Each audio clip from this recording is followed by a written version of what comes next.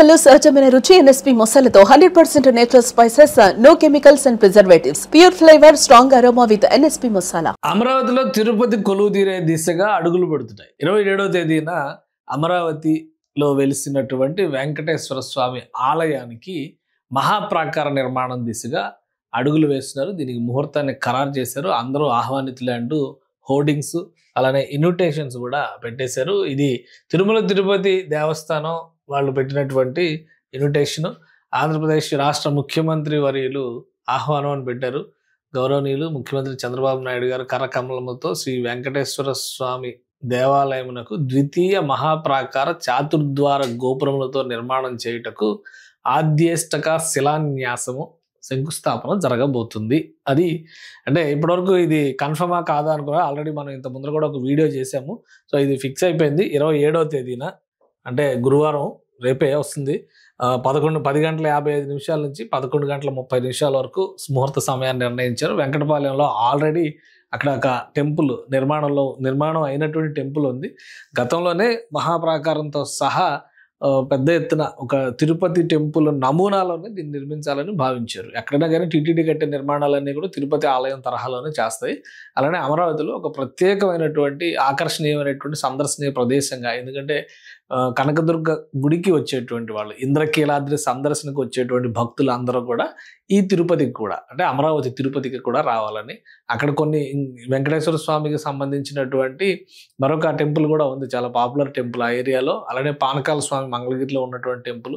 వీటన్నిటినీ కూడా అనంతవరంలో వెంకటేశ్వర స్వామి టెంపుల్ ఉంది, పానకాల స్వామి టెంపుల్ ఇక్కడ ఉంది.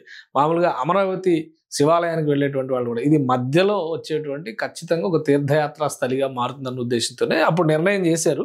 కానీ దురదృష్టవశాత్తు అది సగంతోనే ఆగిపోయింది. ఇది తుళ్ళూరు మండలంలోకి వచ్చేటువంటి place, seed access road 12 kilometre దగ్గర ఉత్తరం వైపున పెట్టారు. టీటీడీ చైర్మన్ బిఆర్ నాయుడు గారు అలానే అనిల్ కుమార్ సింఘాల్ గారు ఈవో గారి పేరు మీద ఈ ఇన్విటేషన్స్ అన్ని కూడా ఇస్తున్నారు. ఇప్పుడు అక్కడ ఉన్నటువంటి టెంపుల్ని ఒకసారి మనం చూస్తే ఇది యాక్చువల్గా ఫస్ట్ డిజైన్ చేసినటువంటి నమూనా తిరుమల తిరుపతి దేవస్థానం తిరుపతి శ్రీ వెంకటేశ్వర స్వామి టెంపుల్ అట్ అమరావతి. ఇది 2017-18లో డిజైన్ చేసింది. ఈ విధంగా ఉండాలనేటువంటి ప్రణాళిక అప్పుడు చేశారు.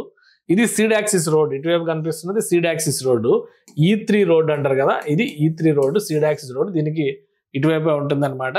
సో ఇటుపక్క కనిపిస్తుంది ఇది కరకట్ట రోడ్డును కూడా ఇట్లా 2 వరుసల రహదారిగా విస్తరించాలని చెప్పని అప్పట్లో ఈ మాస్టర్ ప్లాన్ లో ఉంది. ఇదంతా కరకట్ట రోడ్డు. ఈ రెండింటికి మధ్యలో ఆలయాన్ని ప్లాన్ చేశారు. ఆలయానికి సంబంధించి కూడా 25 ఎకరాల భూమి ఇచ్చారు. సో ఇందులో దేవాలయానికి సంబంధించి ఈ మొదటి ప్రాకారం, దేవుడి మండపం, గర్భగుడి ఇవి నిర్మాణం జరిగినాయి. ఈ పక్కన అంతా కూడా ఇదంతా ఇప్పుడు వదిలేశారు, ఇంత అవసరం లేదు అని అప్పట్లో ముఖ్యమంత్రిగా ఉన్నటువంటి జగన్మోహన్ రెడ్డి గారు, బహుశా వైవి సుబ్బారెడ్డి గారు ఉన్నట్టున్నారనమాట. అమరావతిలో భక్తులందరూ అమరావతిలో దర్శనం చేసుకుంటూ తిరుపతికి ఎవరో రారనేటువంటి భయంతో అనుకుంటూ బహుశా దాన్ని కుదించి ఇగో ఈ విధంగా వదిలేశారు. అంతవరకు నిర్మాణం జరిగింది. ఇక అక్కడ ధూపదీప నైవేద్యాలు తిరుపతి దేవస్థానం ఆధ్వర్యంలో నడుస్తూ ఉన్నాయి అన్నమాట. సో ఇప్పుడు దీన్ని పూర్తి స్థాయిలో మళ్ళీ విస్తరించాలి పాత ప్రణాళిక ప్రకారం అనేటువంటి నిర్ణయం తీసుకున్నారు. పాత ప్రణాళిక ప్రకారం చూస్తే కనుక ఈ స్ట్రెచ్ మొత్తం ఈ విధంగా డెవలప్ అవుతుంది. ఇందాక ఆ పక్క నుంచి చూసాం, ఇప్పుడు ఈ పక్క నుంచి చూస్తున్నాం అనమాట మనం. ఇది చూస్తే కనుక ఇది సీడ్ యాక్సిస్ రోడ్ అవుతుంది, ఇది కరకట్ట రోడ్ అవుతుంది. ఇక్కడ రెండవ ప్రాకారం కట్టడం, 4 వైపులా గోపురాలు, ఇది మహాగోపురం అవుతుంది తూర్పు వైపు వచ్చేది. సో ఇది మొత్తం కూడా విస్తరణ రూపంలో చేస్తారు. అలానే కోనేరుని కూడా ఇక్కడ నిర్మిస్తారు, తిరుమలలో ఉన్నట్టుగానే కోనేరుని నిర్మిస్తారు. అలానే అక్కడ కొన్ని ఆధ్యాత్మిక కార్యక్రమాలు నిర్వహించడానికి కావాల్సినటువంటి మండపాలని, అంటే ఆడిటోరియం తరహాలో ఉండేటువంటి నిర్మాణాలని, కొంత స్టాఫ్ క్వార్టర్స్కి సంబంధించి, ఇతర స్వామివారి ఊరేగింపుకు సంబంధించి 4 మాడ వీధులు ఎలా అయితే అక్కడ ఉంటాయో అదే తరహాలో మాడ వీధుల అభివృద్ధి ఇవన్నీ కూడా చేయబోతున్నారు.